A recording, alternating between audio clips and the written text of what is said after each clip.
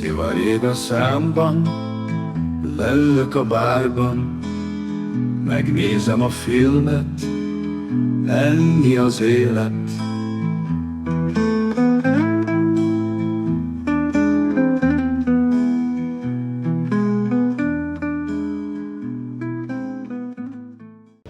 Hello everybody, hi ladies and gentlemen, I am Dániel Varga from Hungary. I am the Hungarian Cigar Aficionados club members and club owner, and I am a European Cigar Federation Hungarian cigar expert. This is the Cigar Tales seasons, stories, and you know guys, this is a Hungarian podcast channel, and this is the first English episodes. And you guys, there is my partners, Martyn Eeles, and here is the LUJ owners, the Jonine Payne and Payne. Hello everybody. So I tell you one story before everything, and Martyn is blowing all the time. So maybe half year started Martyn to say me in every weeks and every month that we need to do English episodes in the Cigar Tales, and I always told it Martyn, no, because I'm not so brave and I can't speak so good English because I never learned English. And the grammar my grammar is not so good because I always hearing about the games and the TVs, the English language, and you know guys, I always talk it. Oh no, Martyn, because I can speak only Hungarian language, and we need to do Hungarian language. But you know guys, Martyn comes from England, and we are talking always in English language. So this will be the first episode in English language, and Martyn was the right. So he told me, Danny, we will do one day an English episodes, and Martyn is the guy who was speaking to me always. You need to do, and I think this is the next step of our Cigar Tales things, that we can speak English, and all of the world can translate this, and all of the world can say it, because the English is English.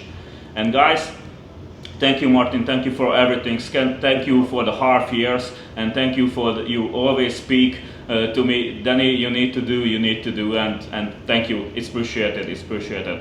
So Martyn is a cigar aficionado from Hungary, and Jonine and Payne is LUJ owners, if I know everything. Yes. So thank you that you comes in here and give me a podcast, and you are in here. So it's appreciated for me. It's appreciated.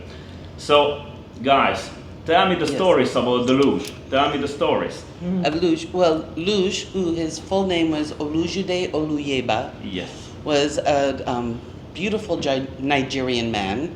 He was recruited to play basketball in the United States, play college basketball, and that's what took him from Nigeria to the U.S. He worked in the mortgage banking industry for many years. His journey with cigars actually started when he was in college. During the off season, he worked as a doorman at one of the fancy hotels in Chicago. And at the time, Tom Selleck was filming a movie in Chicago. Tom Selleck is from Magnum. From Magnum PI. Yes, in Magnum. When I was young, I always see the series, the Magnum, with a Ferrari, with a red Ferrari. Yes. With the red Ferrari and the very good girls, and the very beautiful girls, and always makes everything and fighting everything. Yeah.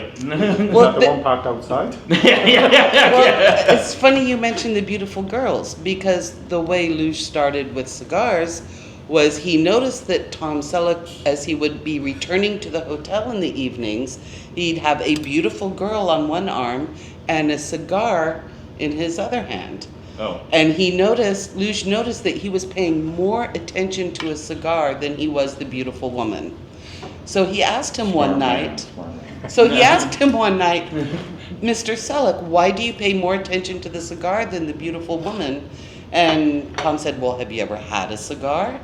And he said no. And Tom Selleck gave Luj his very first cigar. Oh. And that's what started Luj in smoking cigars. Grant you, his first cigar was an Opus X, so. One beautiful evening, this gentleman by the name of Tom Selleck showed up. You know, he was shooting a movie in Chicago at the time. And he came downstairs. You know, he always goes for a walk in the evening. And then he would light a cigar. And he always smelled good. You know, he was always a nice guy. So one evening he asked me, he said, do you smoke? I said, nope. He says, would you like to? Like, yeah. And he gave me a cigar. Nice. What was it? He gave me a very good cigar. Very, very good cigar. Which was? If I told you, I'd have to kill you. Was it of the Cuban variety cigar? Oh, no. No. But, and then, about 2 months later, I'll tell you what the cigar was. About 2 months later, there was another movie shooting in Chicago. And, you know, the players in the movie were staying at the hotel. It was a Swiss hotel, by the way. And this guy became very good friends with me. Pants, they called him. Pantoliano, Joe. Himself and Joe Montaigne came back one evening, and Joey always smokes this beautiful cigar, too. Oh, my God.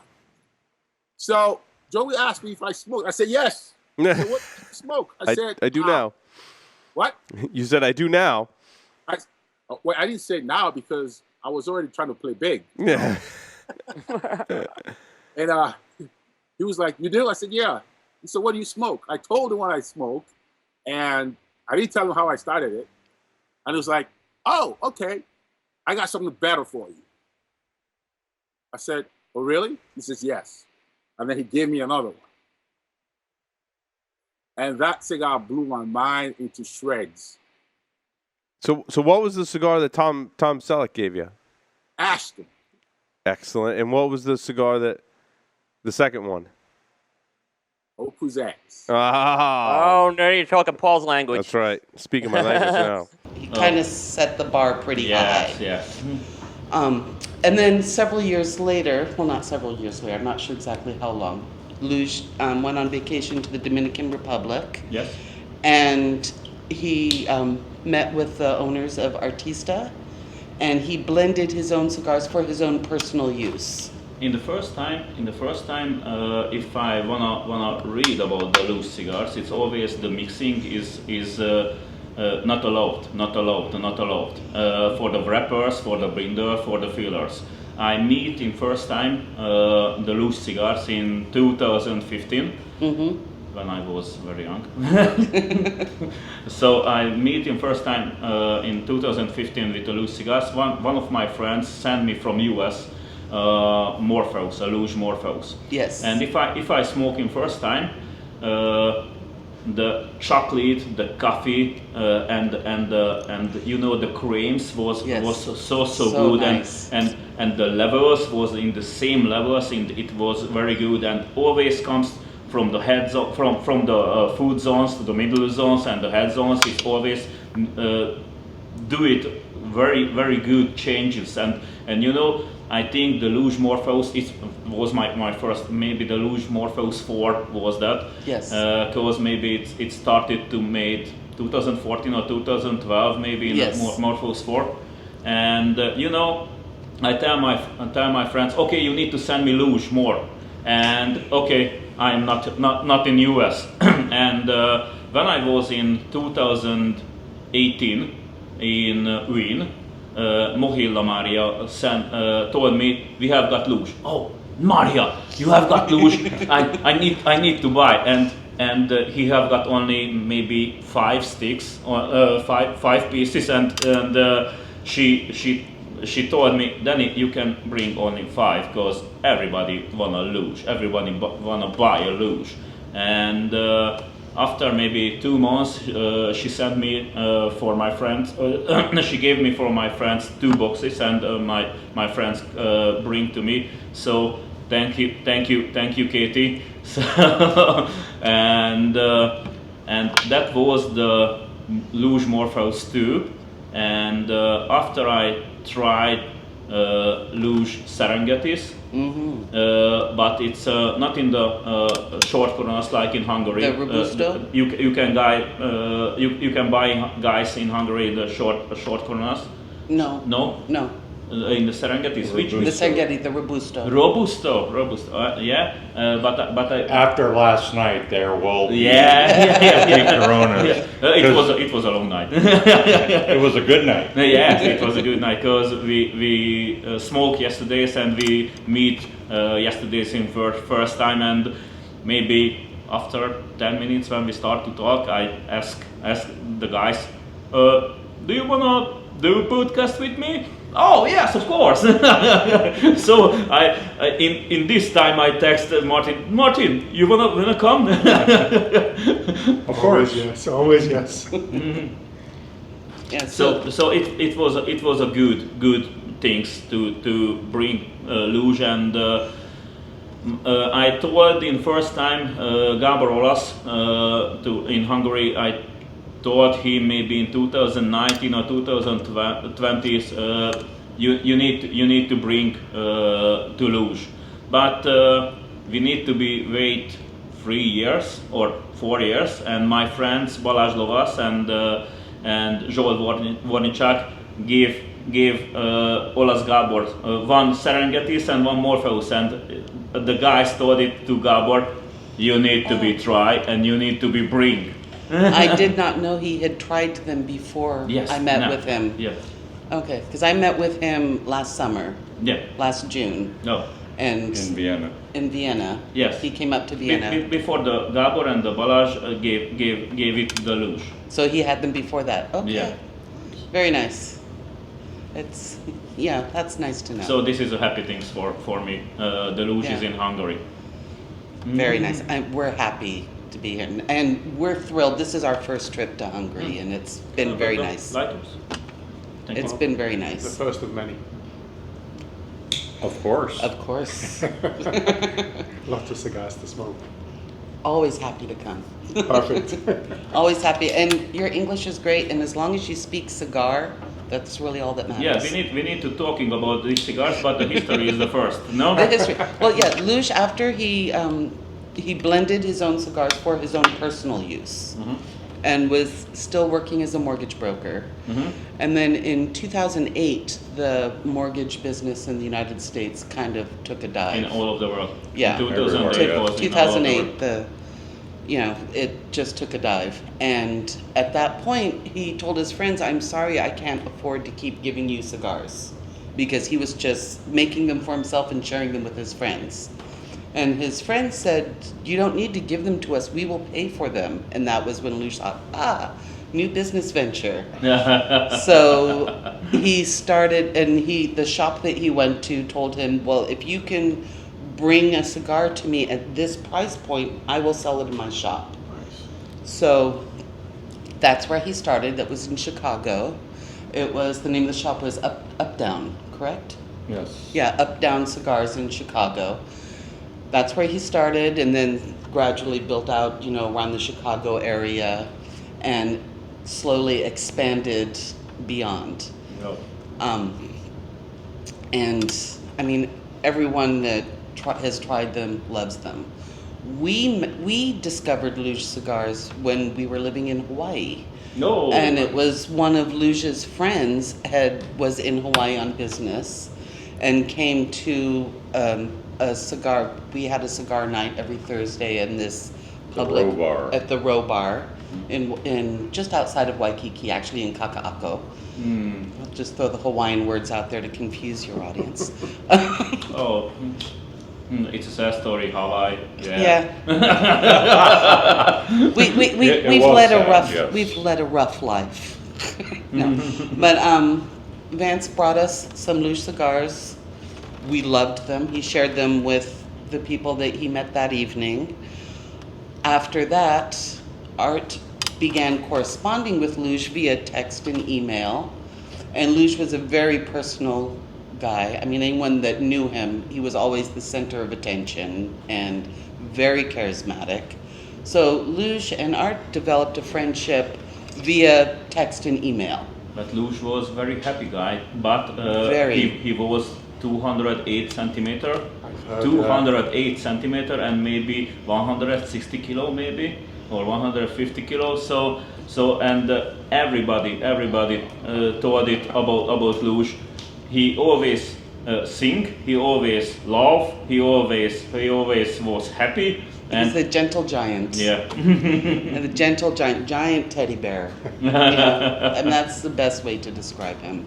So he developed a friendship with him. He would send Art samples, and unlike Luj's friends who were like, yes, it's great, give me more, Art was like, not so much, and was giving him honest feedback on new blends that he was coming up with. And he liked that. So he and Art developed a very good friendship without ever physically meeting one another. And it was, 3 years later that we finally met him in person In Miami. in On our way Miami. to the Dominican. And That so maybe in 2018. 2016. So 2016. 2016.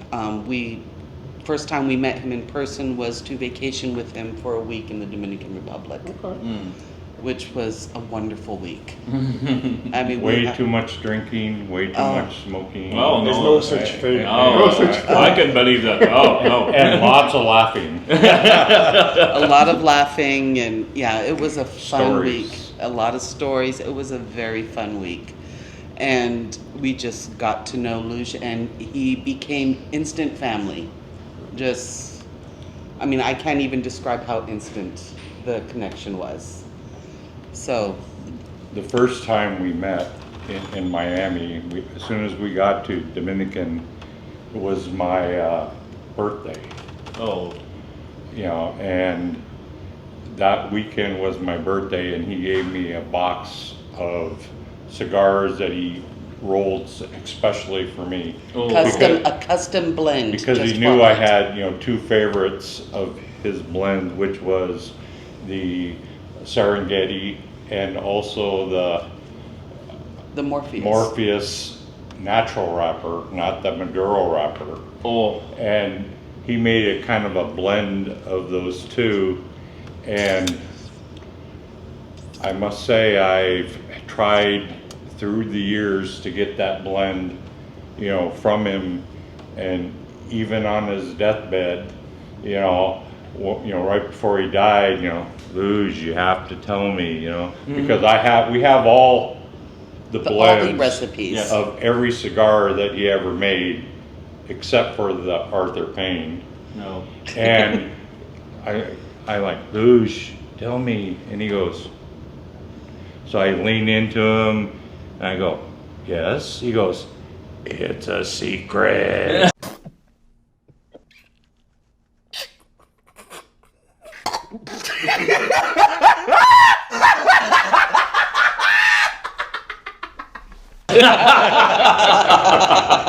Which I understand, to this day, I still wish I knew. I know roughly what it was, but to recreate something that he handcrafted for me, I don't even want to attempt it. So when before he died, Yes. he gave you the always mixing, the secret mixing, the every cigars, and he gave the brand for you in Yes. 100%. Yes. Almost. Almost. 99%. 99.9. He did the cigars a different way though, didn't he? Didn't he used to test the soil? He did, yes. Luj He was was- a chemist by, college education, so he approached things a little From the differently. scientific point.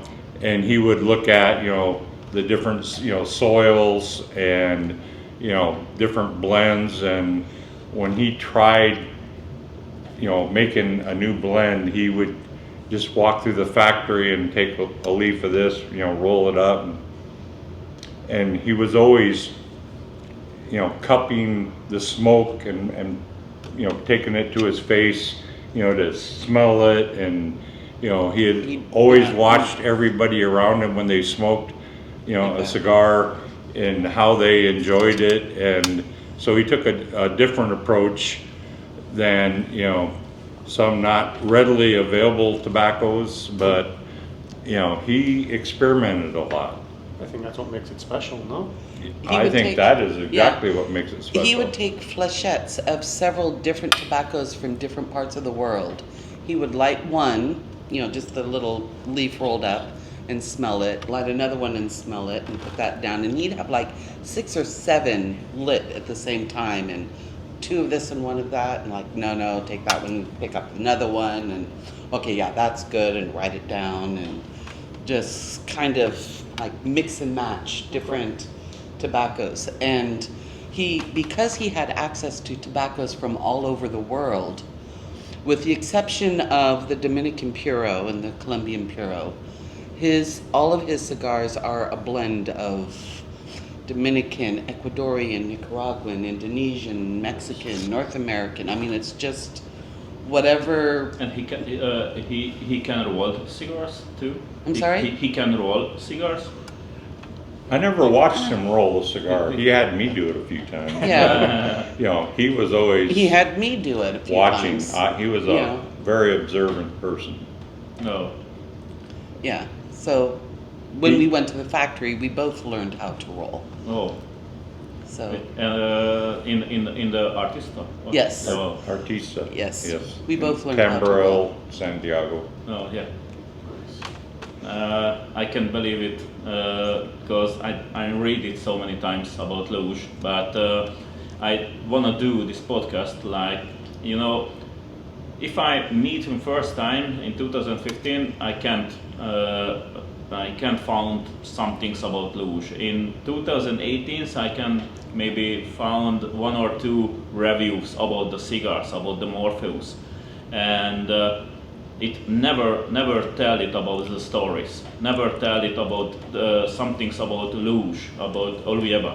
And you know, in 2021 I found maybe 4 or 5 reviews and gave it a little bit histories only. And I think the cigar is not cigars only. The cigars, if you smoke cigars, you smoke the histories and you smoke the work.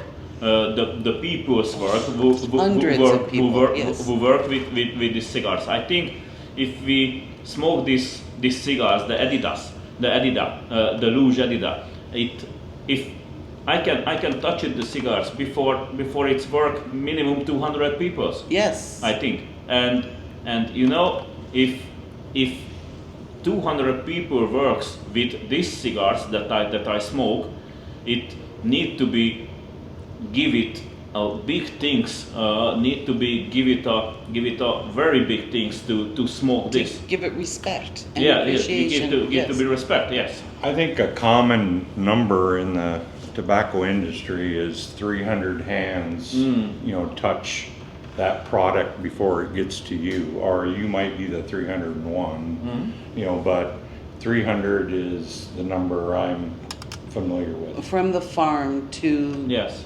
to final packaging to Yes. that's not even counting With the box, shipping. with the box, with the ring, with the roller, with the taster, with everything, you know, with the planters and You know, go to aging the tobacco. You go to the sort facility and you see, you know, 200 people, you know, with piles of tobacco all around them, you know, and they're sorting through it, you know, and this one is going to be, you know, this goes into the wrapper pile, this goes into the filler pile, this goes into the binder pile, you know, and they're essentially grading each leaf one by one, you know, and making a pile. Then they go to another sorter and they sort through all the wrappers to find, you know, the best ones and stuff like that. So it's quite the process, and you know, watching how they do things at the facility. They have forklifts and they have elevators and stuff, but they still load all the tobacco up in a big old bundle and somebody carries it up the stairs and it's like, why don't they? He goes, I don't know why they do that. That's just how they do it. When I searching about the LUJ, I read it maybe in 2018, in the 2016 EPCPR festivals.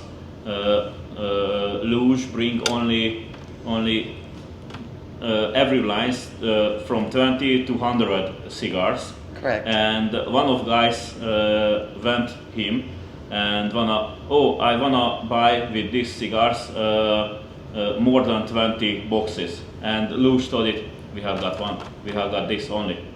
And I read it about the reviews in the EPCPR. This line is only 100 box in this year. This line in only 20 box in this year. This line is only 50 box in this year.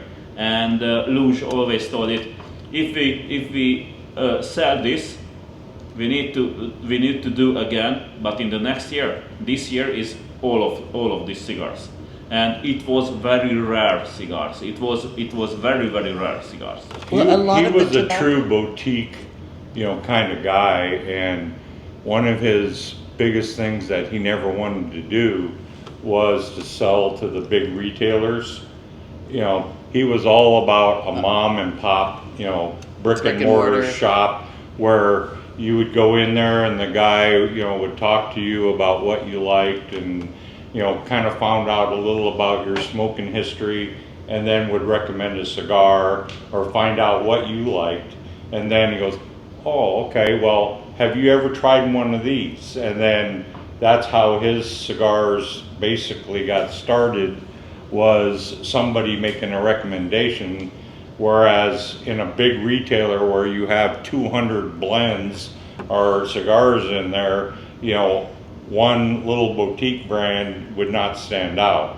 Whereas in a brick and mortar with somebody that was passionate about cigars was more likely to recommend it than a generic salesperson. They'll sell you anything that you want. A good salesperson will sell you what you want.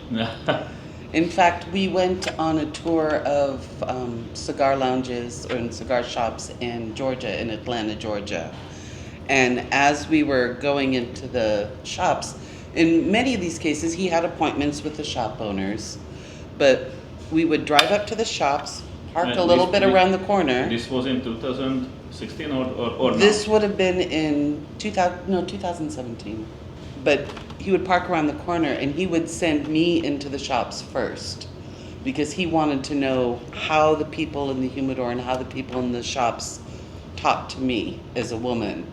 Are they going to try to sell me something girly, or are they going to actually treat me as a cigar smoker and ask me the right questions? And if I walked in and they immediately pointed me to flavored cigars, LUJ would cancel the appointment.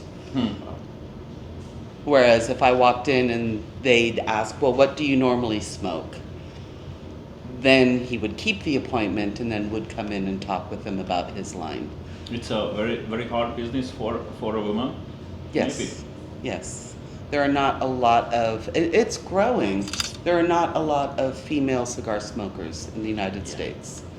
But it's growing. That's changing. It's changing. I've noticed a big change, I'd say, just in the last 5 years. I think this is real. In the last 5 years, I saw more women to smoke cigars like before, and Maria from Wien, Mohilla Maria, told me, Danny, in the last 2 or 3 years, more women smoke cigars because they see me because I am a girl. So if I am a woman, I am a girl. So if I smoke cigars, it's not problem because she is owner in the Mohilla Maria. She is the owner, the world oldest cigar shops. It's made it maybe in 1685. Yes. And this is the world oldest cigar shops. And always was women's the owners, except only one times in the Second World War, because her dad was the owners, but in all the time was women's the owners. I didn't know that. Interesting. That makes sense, though. If you go in, you can speak with her. Yes. I think it's very good. I have met her. Yeah, we have Yes. met her. Now, if we met her now, she would just be talking about Luj because she loved him. You know, she met She's on me. Luj. She met Luj, Oh, no. and you know, he was in love with her. He was Yeah. convinced that, you know, She is the loveliest. Yeah. She's the loveliest. yeah. And I think on that trip he was convinced he was moving to Vienna. Yeah, I think so. And after comes 2018 that you bring the LUJ to Wien, no? Yes. Yes. Yes, and that was 2018. Sadly, that was the same year that he was diagnosed with the brain cancer. No. So when we first launched in 2018, the three of us, it was supposed to be Art and Luj and myself, the three of us were supposed to come out and do the launch. But it was just 2 weeks prior to that he had surgery. No. And he couldn't make the trip. So Art and I, on that first trip in 2018, we did the trip and we did the launch. He died in 2018. He died in 2020. 2020. He was able to make the trip to Vienna in 2019. He was very sick. He was He very had sick a in he the had a pistol brain years. he had brain cancer. Yes, I know. Yeah. But he was it maybe. The surgery, when they removed the initial tumor, that basically gave him another 2 years before the cancer came back. So it was a good 2 years. So It's good. I It's mean, good. it It would have was been an nice. interesting trip because, you know, I did the interviews as Luj, you know, and I just tried to answer everything the way Luj would, and, you know, he had all these little idioms that he always, you know, smoke it now, thank me later, you know, and he just had these little things that he did. You know, he would take, you know, he'd walk into a lounge and he'd walk by somebody, you know, what are you smoking? And he would look at him and then he'd just reach over and pull the cigar out of the guy's hand, you know, hand him a LUJ cigar, and he goes, and they're like, oh, but I'm smoking. And he goes, smoke it now, thank me later. Oh,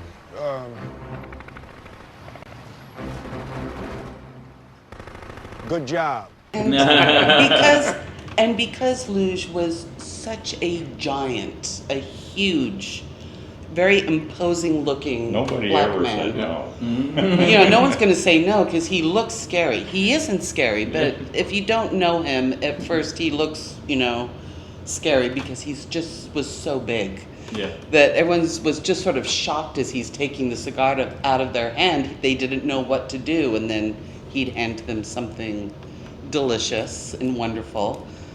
And it was always, smoke it now and thank me later. And they all did thank him later. They always did. I'm still thinking. Always. So tell me about the cigars and what we smoke now. Well, what we're smoking now is actually this particular one has what I think of as a fun story. The wrapper on this one is a wrapper that Ram, who is the current owner of Artista, had been wanting to use for a very long time, and his father would not allow him to use this tobacco, this wrapper. But Luj, who could charm anybody, charmed the old man, Ram's father, into letting him use it. So Luj blended the Adida, you know, using that tobacco. It's a, what is the wrapper? San Andreas. I didn't learn any of it. This is San Andreas? Yeah, I didn't learn any of them until after Luj passed, what the tobaccos were, because he would never tell me what was in it. He'd just say, if you like it, it's a good cigar. Which I think is true of anything. If you like it, it's a good cigar.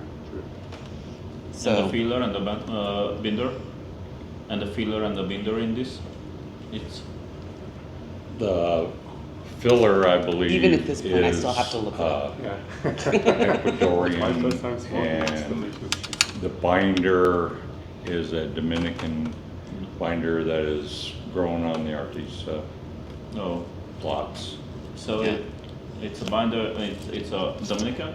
No, There is. No, it's a combination. It's a combination. It's You a know, combination. Like almost all of his cigars were a combination of world so cigars. it's a secret. It's a secret. yeah. secret. Funny you say that because he would not discuss any of his blends with anybody that never tried the cigar. If you want, you know, regardless of the cigar, he would, you know, we'll smoke it and then we'll talk about it. you Smoke know. it, tell me what Because you he think. didn't want people to have a preconceived idea of what that cigar was going to taste like. You know, because they're like, oh well, I don't like yeah. Dominican, you know, tobacco, or you know, I don't like, you know, particular, you know, a Habano wrapper. Well, They're not try all the it. same. You know, it depends Dep- on where it's grown. It's depend on, you know, the combination. And for Luj, it was It depends on the it was farm. a chemical, you know, as a chemist, you know, it was a chemical thing.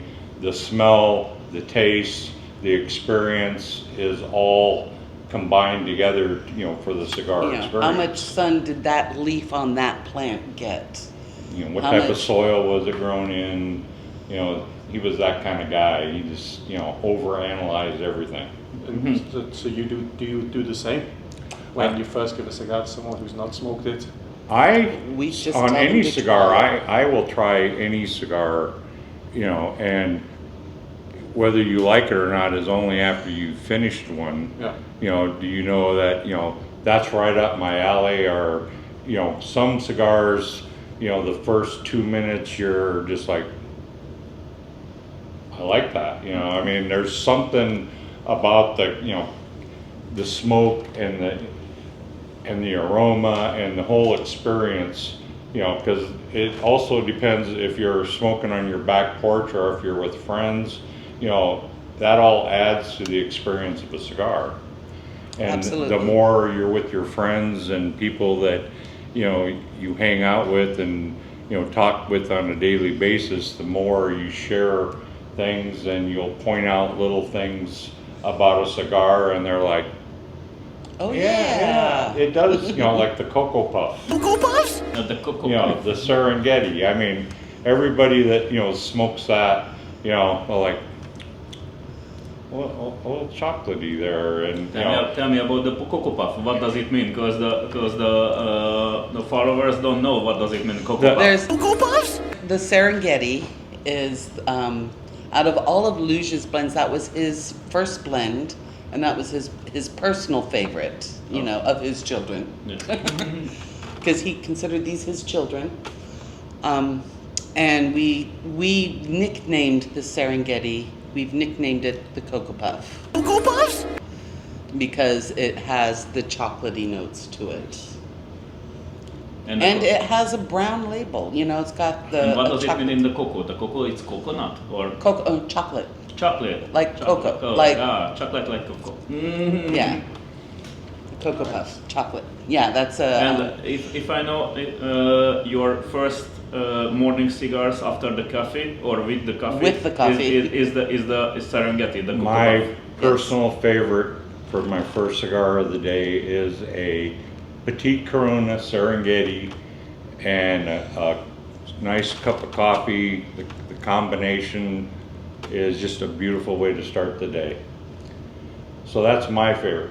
However, I started off with all Robos, and it was 3 years until Luj ran short at the factory of the robustos, you know, that, you know, I was like, Luj, you know, you're killing me. I need some more Serengetis.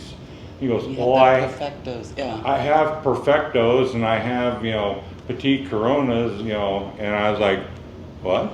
It's like, You know. dude, you're holding out on us. So I got some, and it was like, it was eye-opening because they're more concentrated, you know, of flavor, especially on the smaller ring gauge on the Petite Corona, Yeah. you know, that, you know, and the Perfecto for a larger cigar, It's you know, the weight delightful. of the shape. I like the Perfecto. Yeah, I, yeah. I like maybe I like the Gordito Robusto size, and I like the Lancero size too, because it's very elegant, I think. And the Perfecto is always perfect. Yes, it's I would aptly agree with named. that. Yes. Yeah. So I started, you know, with Luj, you know, mainly as, you know, from a business background. I kept telling him, you know, that, you know, some of it, you know, some of his business practices made no sense because he was trying to take care of all of his friends, but, you know, I don't think he really truly understood that there's a lot more, you know, on the cost of a cigar than the price of the tobacco, you know, and, you know, what it costs from the factory, because you have to factor all the other things into it, you know, your shipping and, you know, promotional and anything that you do, that you have a true landed cost versus what the cost is on the invoice. So I was trying to, you know, convince him, you know, because he had a private club, and he would, you know, for, you know, say $150, you know, A year. Yeah. a year, they would get, you know, this, you know, bundle of cigars and some- you know, some swag and promotional stuff. And I was like, Luj, that doesn't add up. You know, I mean, there's $200 of cigars plus all the swag. You know, you're actually, Losing you know, money. losing money. And he's like, oh, I'm trying to take care of my friends, you know. And I was like, I understand, but business 101 is you have to sell it, you know, at least to break, you know, you got to get back to zero somehow. You know, and for a business, you have You need to to at actually least make it, even for his friends. you have make to a at dollar. least, you know, make money, or else it's no longer a business, it's a charity. And so slowly I got him, you know, to look at it. So you know, Luj was like me, not a businessman. So Art was coaching him on the business side of his cigar business. Yeah. Luj was a creative genius. He was not a business genius. Yeah, me too. So Art was coaching him on the business side. And it's funny because Luj loved American idioms, you know, little American sayings. And I used to tell him, I'm like, Luj, you can't throw the baby out with the bathwater, which is a saying meaning it's like you're not paying attention and you're losing. And he loved that saying, throw the baby out with the bathwater. So he learned that, you know, he needed to make sure that his cost for the club, for his friends, was at least minimum $1 more than what it cost him to put. And he could learn. He did finally learn. He did. He would run it by us, No. and then he would learned a adjust lot it of for us. things, including English, by watching TV. And Westerns. his favorite was Westerns.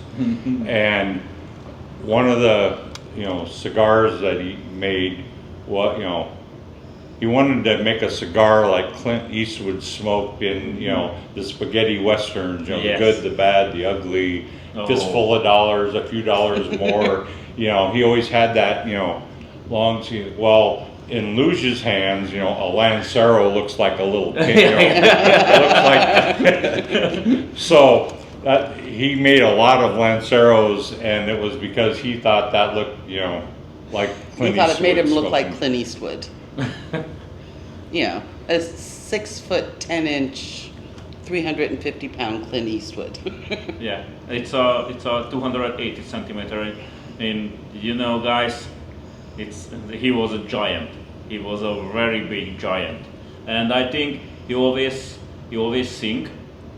Oh, well, he thought he was singing.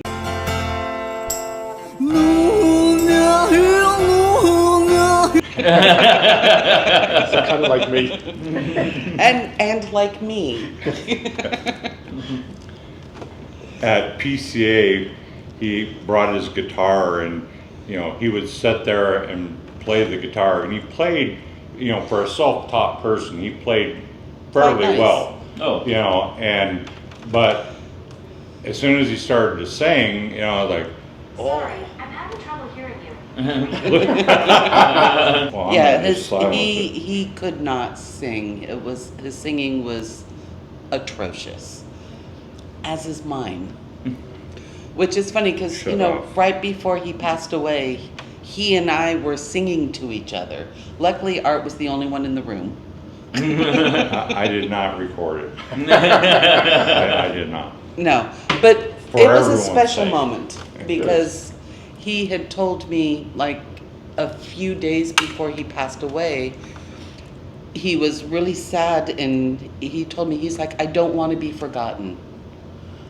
You know, and it was just, I've got little chills thinking about that moment. I think I never forgot. I never know him, but Yeah. but I'm reading so many things. Anyone who knew him and met him would never forget him. And so he was lying in his hospital bed and I was singing Unforgettable to him. And this was at the point where, he had so many drugs in him. He didn't speak much, but he started singing with me. And so he and I were singing Unforgettable together. And for Luj and I, it was a beautiful moment. And Luj and I both felt like we sounded like Nat King Cole and Natalie Cole. For my poor husband, who was the only other person in the room, he was going, I know nothing. Plausible deniability. But I mean, it was a beautiful moment for us. Yes, a very touching moment. I feel it now that you told it. It's a beautiful moment. It was, but It was. But if anyone had heard it, other than my husband who loves me, so he didn't say anything. I know what he thinks of my singing, but he's been a good man in that he's never outwardly told me stop because he loves me. But I mean, I'm glad no one else heard it. But it was a nice moment for us, and that's actually unforgettable. That's why we took over the brand, is because we want to make sure that his legacy continues. So And- this brand, the LUJ brand. You do it now, but I think in LUJ soul live in here. Yes. Live in the cigars. Yes, it most definitely does. And, we're still very close with his family. So, and so we've taken it on with his family's blessing. He had got a child. Yes, he has a daughter and his younger brother, nieces and nephews. So it was his younger brother and his family that asked us to take over and And he stay in contact his families. Yes. Yes. Yes, we do. Yes, we do. In fact, we're his nieces and nephews' godparents. No. So, yeah, and they're also all very tall. One of the things about LUJ cigars that I get asked a lot is if there's going to be any new blends or, something new from LUJ, and I think it would be a dishonor to make a blend and put his name on it unless he created it. So The new blend that you gave me yesterday, the new blends. I smoked the new blends, maybe the new cigars, the new lines. New lines. Those were Luj blends. those were all LUJ's blends. Yes. We will only put LUJ's name on On his a blend blends. that he himself created. No. If at some point down the road I start blending or Art starts blending, those cigars will not have the Luj name on them. Because if it wasn't a Luj blend, we're not going to name it Luj. I think what you need to do is learn the blend. That was the secret. That could be the vision for Yes. the next I cigar. agree with you that I have a good idea of where, what he used as his inspiration, because he knew I had two favorites, and I think it's a combination of that. Nice. Now that might take a lot of experimentation, you know, to try to get to, but Oh darn. you know, A lot of I can cigars to take. smoke. I'll take one for the team. Yeah. When we took over, we started an LLC, which we named Pono Cigars LLC. Which? Pono Cigars LLC is the name of our company. Pono is the Hawaiian Pono word. with P? Or P-O-N-O. Pono. Pono. It's a Hawaiian What word. does it mean? Pono is a Hawaiian word, No. and it means to do the right thing. Oh. So that, because of that, if, like I said, if we come up with a new blend, it would be under the Pono name, to do the right thing. It would not be under LUJ's name because LUJ did not make the blend. So it would be a separate line. Yes. And this will be the LUJ is the uppers and comes maybe in the side of the Pono. Correct. Oh, it's very Because good. It's very because good. that would be the right thing to do. And the Ponos mixing, it's your thinkings about you made it. At some point, not yet. I'm not there yet. I'm still learning. I tried Yeah. it yesterday. No, you have not. No. The news what I tried yesterday was the blue. Oh, the Dominican Puro. Dominican Puro, yeah. Yes, and that's a blend that LUJ made. That LUJ made. It was originally a blend, and we tested those blends the first time we met in the Dominican. He had a Dominican Puro, a Colombian Puro, and a Nicaraguan Puro. No. The Nicaraguan one, there, It's not you know, so good. I told him, I says, It was not LUJ. that, It was that good, did but not it wasn't have, that LUJ. doesn't have that extra, you know, Extra- oomph to it that, you know, makes me believe that this is a LUJ cigar. I tried yesterday this new blend. The Dominican, The yes. Dominican Puro. I'm going to be honest with you. In the first cigars, I never see it. That will be the first cigars for somebody's, because it was so rare tastings, so hard tastings, and it's make maybe the strength. The nicotine strength was its level 10/6 or 10/7, so it was so hard that after the cigars that I smoked the Cocoa Puff. Cocoa Puffs?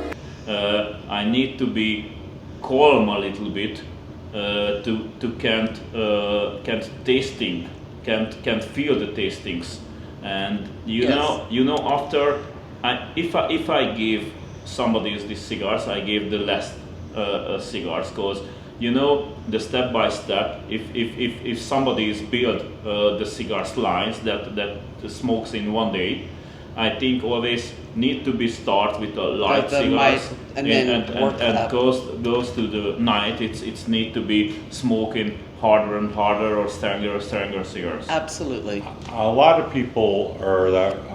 For me, I'll smoke any cigar anytime. You know, So how many cigars do you smoke in one day? on an average day, Yes. probably two. When Me, I too. when I am with friends, 8, 10. You know. When on, you know, like here, 10, 15. You know, But on it's- a normal Tuesday, too. Yeah. Did you ever hear the story of the guy in the US who lived to like 110 or 115 and he would smoke 12 cigars a day? I saw an article about probably the same gentleman, Yeah. you know, and he had bourbon and 12 cigars a day, and I was like, that guy's got it figured out, you know what I mean? LUJ was convinced that this is health food. Do you know the Marius? Do you know the Marius Wizard cigars? The- Marius Wizard cigars. The owners, the Marius. Oh, yes. The owners smoking every day 10 to 15 cigars a day, and he always smokes cigars. But the Marius Wizard cigars started with very light, and it comes to strength in the middle zone. It's Yes. so hard, and the head zone is so hard that I smoke to my nails, and after it I need to be calm a little bit because it was extremely hard feelings. Oh fuck! What is that? What is that? Funny that you say that, because one of the cigars that Luj sent me to try was a Curo, which is, you know, his strongest. Is the strongest one, which has, you know, Ligero, a lot of Ligero. This was a 70 ring gauge, you know, monster. He goes, Art, tell me what you think of that, you know. And I smoked it. I think it wrecked me for 3 days, you know, before I could smoke another cigar, because, like you said, I was like, whoa, you know. And my honest opinion was, I go, Luj, I think this would be better if you made 3 cigars out of that one, you know, because it needs to come down a few notches. You know, I mean, it was just. But a big man is big cigars. True. True. No, that one was. It packed a punch. But Luj blended all his cigars to a robusto size. That was his personal favorite, you know. So in every blend that he ever made, there's a robusto, because that was how he blended. Oh. So when I give samples when I go to shops and I'm giving samples to shop owners, my samples are always robustos, because that's the flavor. I think the robustos, the gorditos, maybe this size is always working very good, because you know, this is not so long and not so short to feel the change of tastings. In the robustos, always born the changing, and everybody feeling the changing. I like the big cigars. I like the small cigars too. But you know, I think the robustos, gorditos size is always playing with the tastings and playing with the change of tastings. Yes. The transition exactly is part of it. When he would get his blend in a robusto to where he liked it, then he would start playing with different vitolas of that blend and trying out that blend in the various vitolas and see how that worked out. But it was always Like the robusto first. Like a copa. You know, but it was always the robusto first. Yeah, always the robusto. And then sometimes the different vitolas, sometimes they worked and sometimes they didn't. You know, so we've kind of narrowed down the line a little bit. For example, on this one, the Serengeti, he was making both a figurado and a perfecto. I saw no need for both. They're so similar. You know, taste-wise they were similar, shape-wise they were so similar. So, you know, we were able to kind of streamline that and say, well, just the perfecto. We don't need a perfecto and a figurado.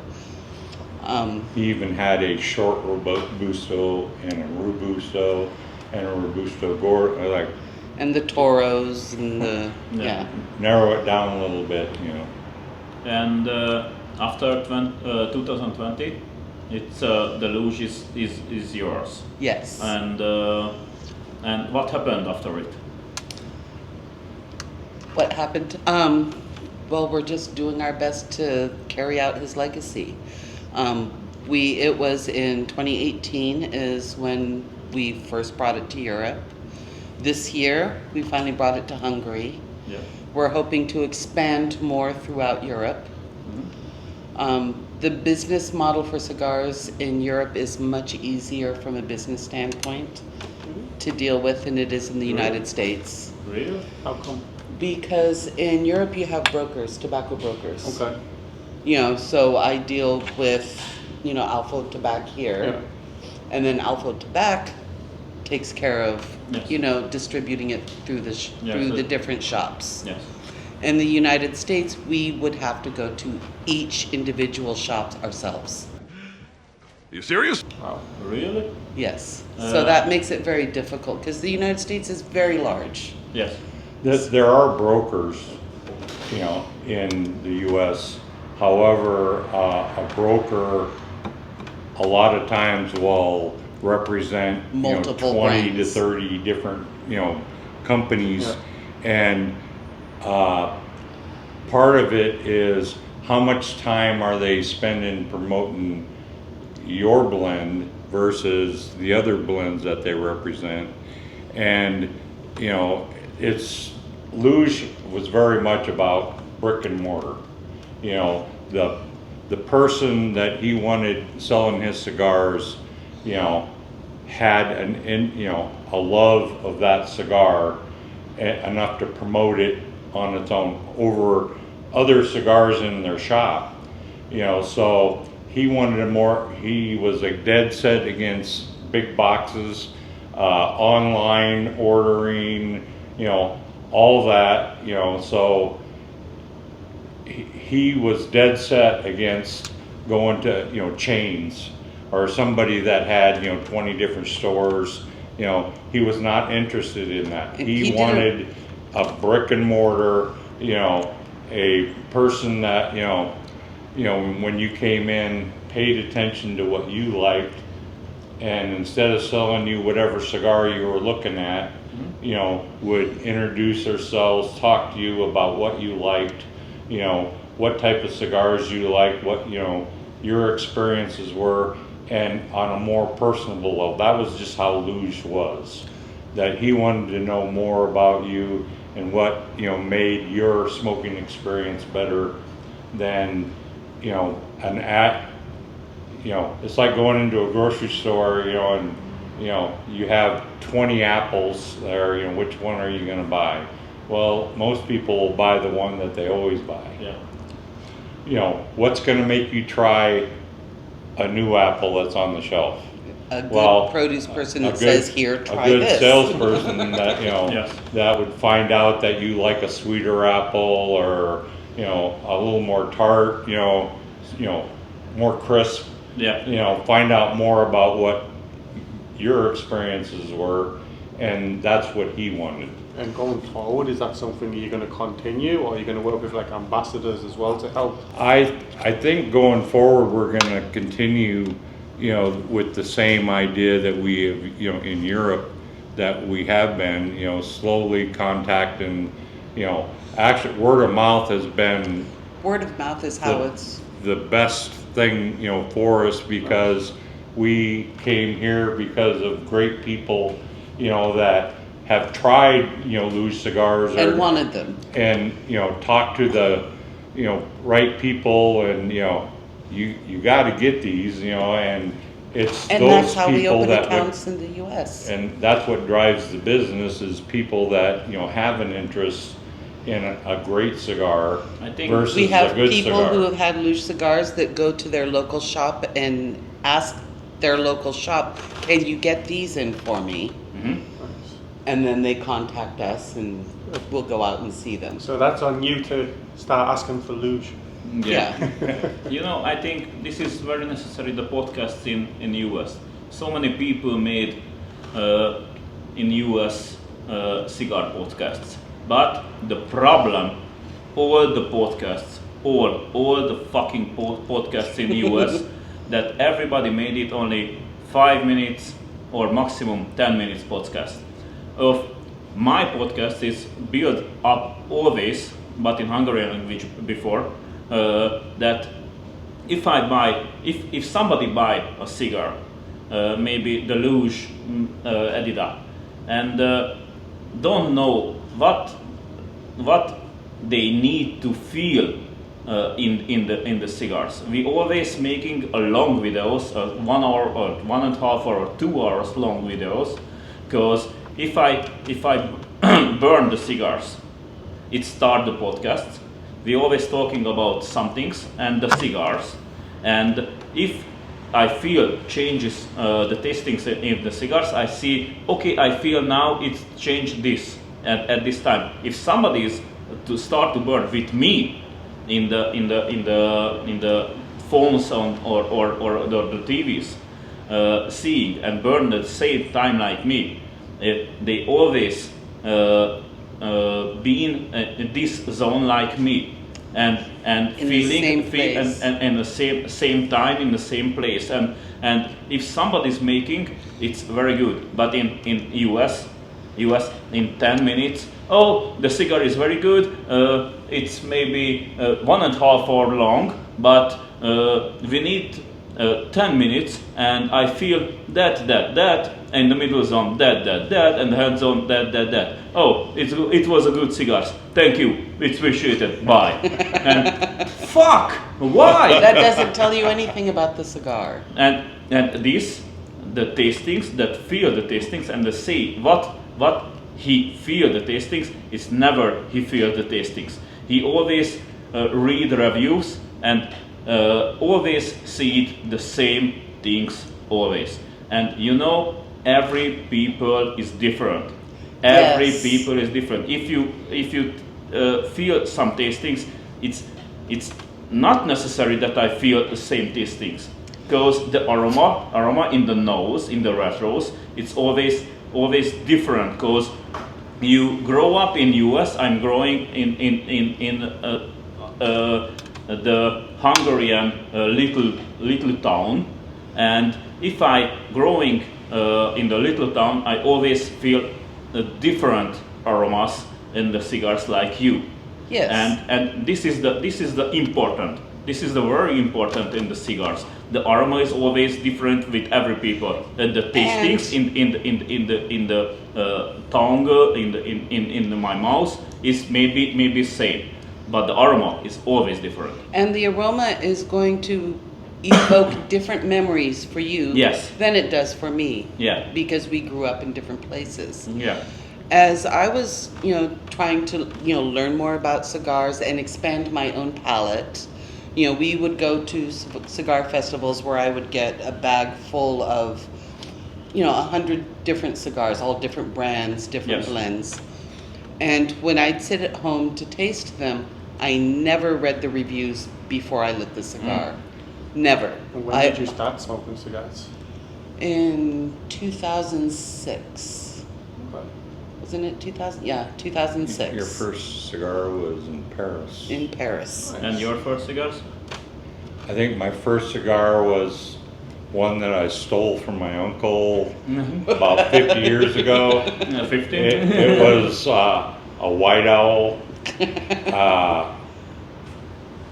Smelled terrible, tasted terrible.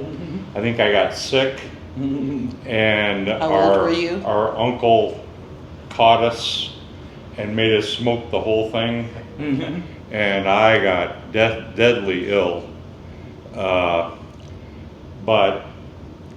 the first regular cigar I think I smoked, premium type cigar, was probably a Romeo and Julieta, a short Churchill or a Bully, as in the U.S.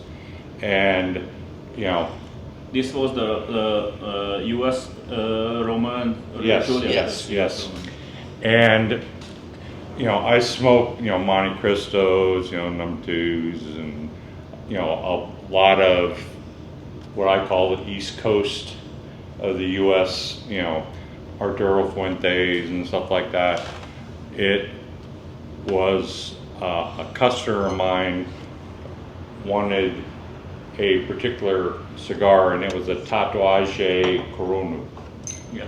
And I got him a box, and I took him to him, as a thank you for being a good customer. And he goes, "Oh no, we're going to smoke those together." I'm not taking the box, So I started, we'd smoke those together, and I'm smoking. And I was like, I got to find more cigars that taste like this, because a boutique at that time was way different than your stock mill, East Coast cigars, so I started experimenting and trying new things. And it was I got to try that cigar, and when I'm in the humidor, it's like I haven't tried these, and I try all these different cigars and refine my palate that way in finding not only what I did like, but what I didn't like about a particular cigar. So do you think now the cigar owners need to be smoke the other cigars, not the own cigars? Absolutely, yes. How do you know how good of a cigar you're making if you don't know what the competition's doing?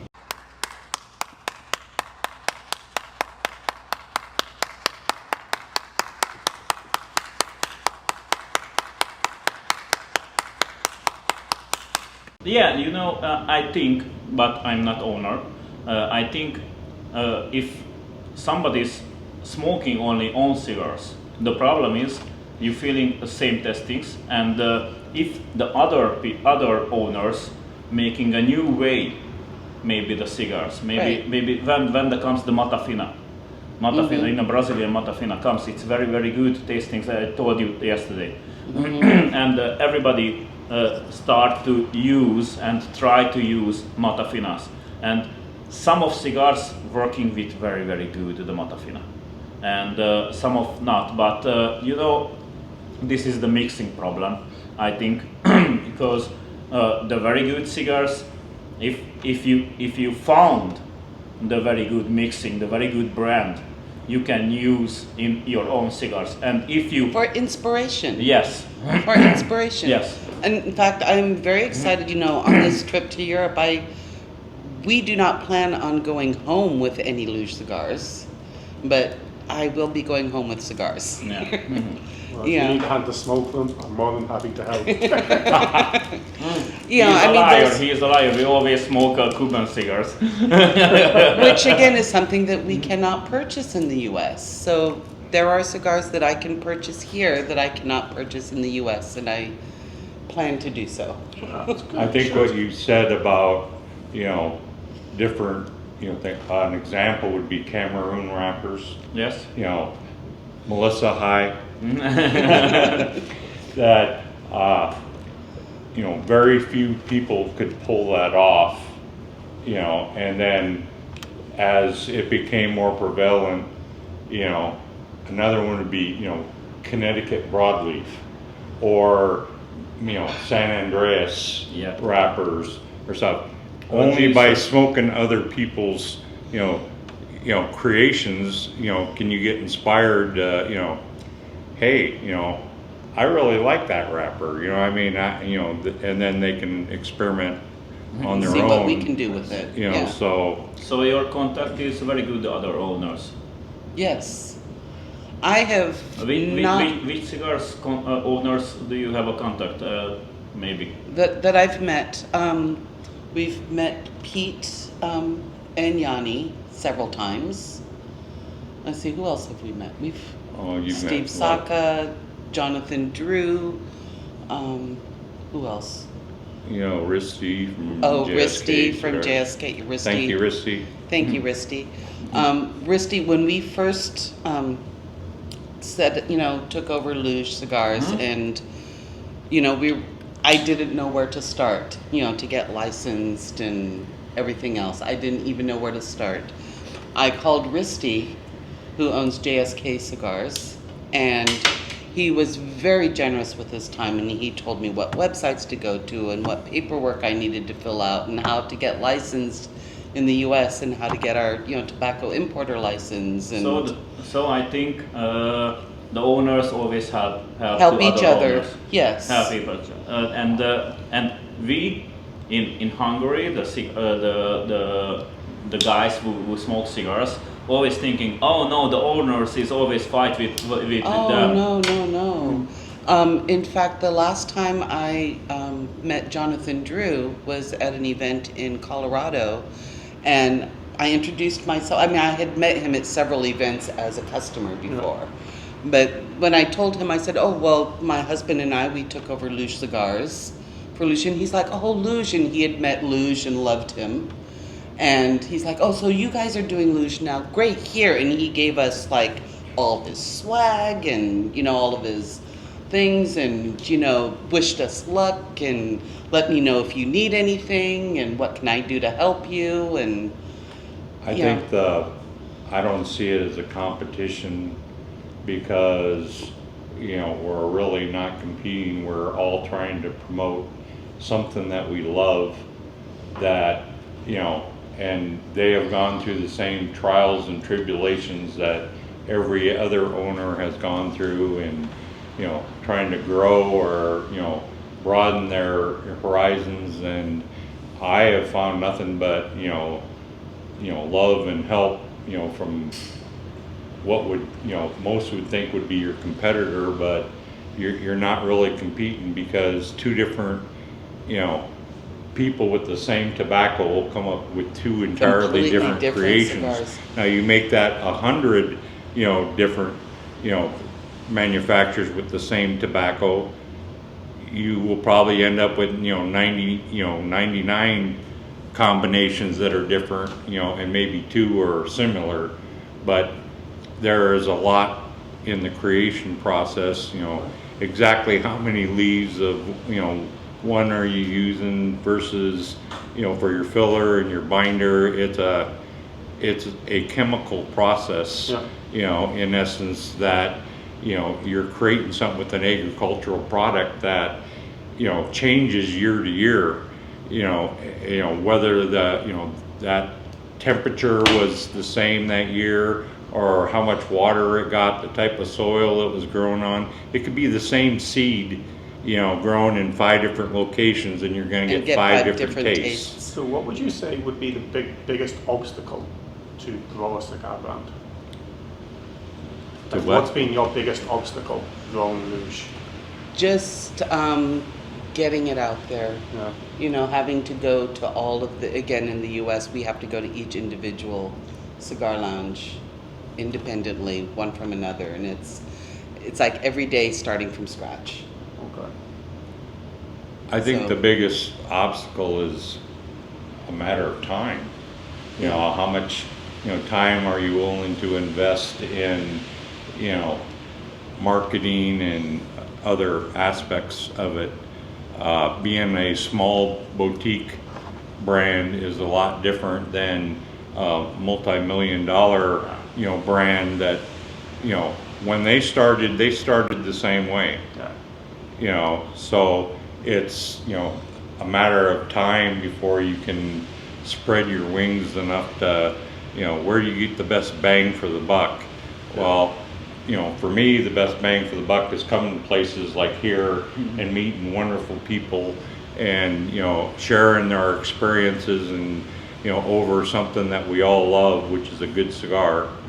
And, you learn more about people that way. And in this industry, whether you're a farmer, an engineer, a doctor, a lawyer, a judge, a politician, it doesn't make any difference. When you're smoking a cigar, you're all talking the same language. Yes. And then you have more in common the longer you talk with people from different walks of life, and you all find that you have more in common than just the cigar.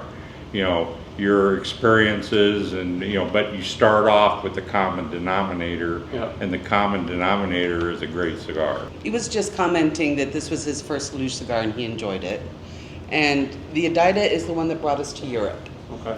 And the way we got to Europe was with LUJ at the IPCPR in Las Vegas.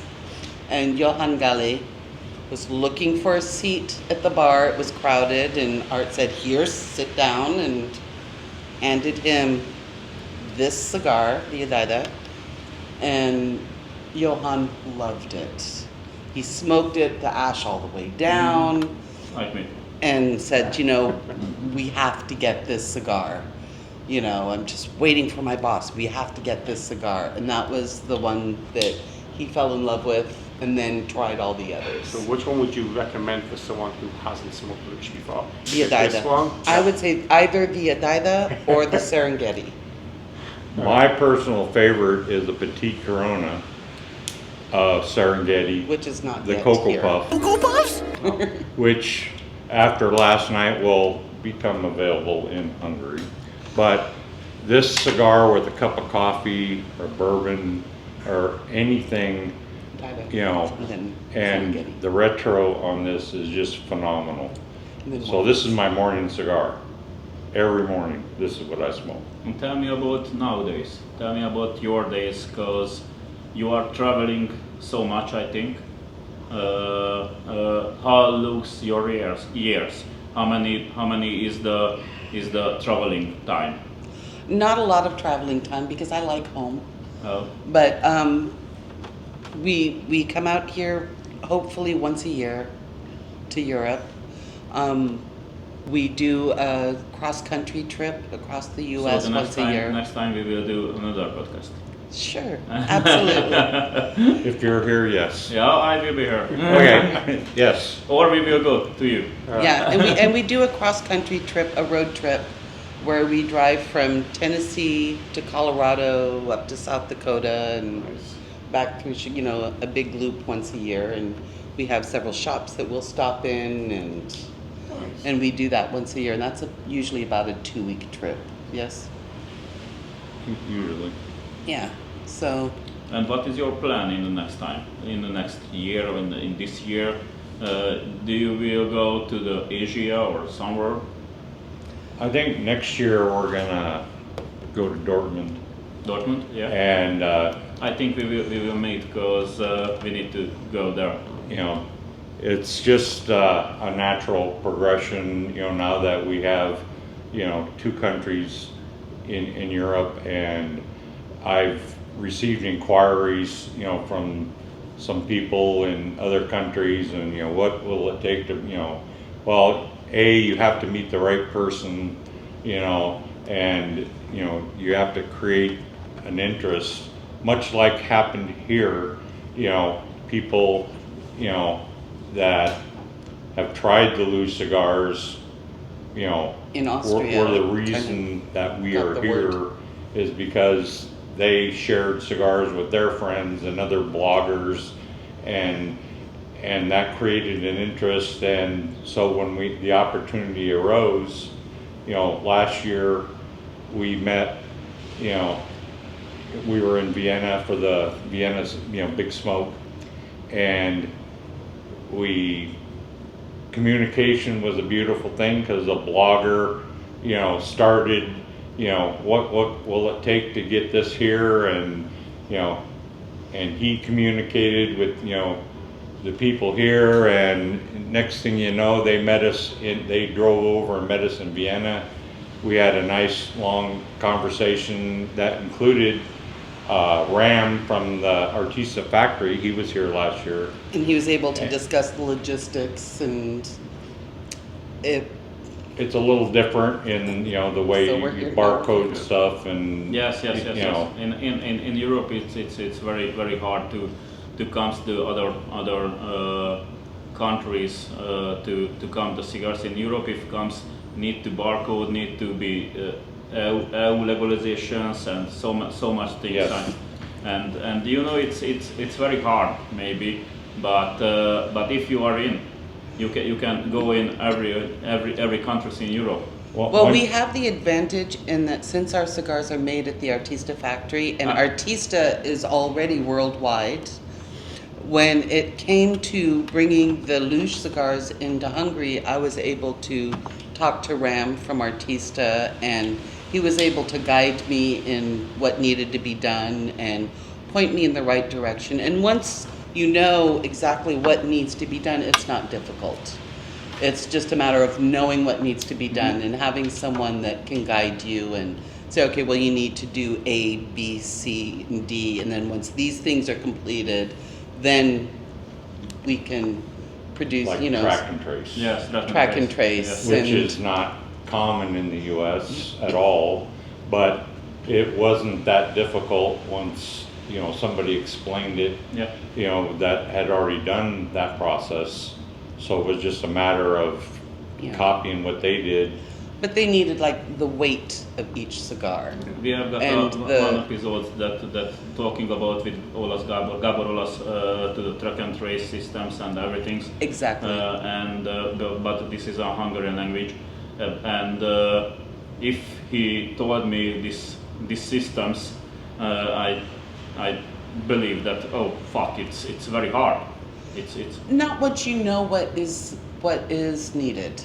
Once you know what the parameters are, it's not. But it differs here in the EU. It differs from country to country. No, yes. Slightly.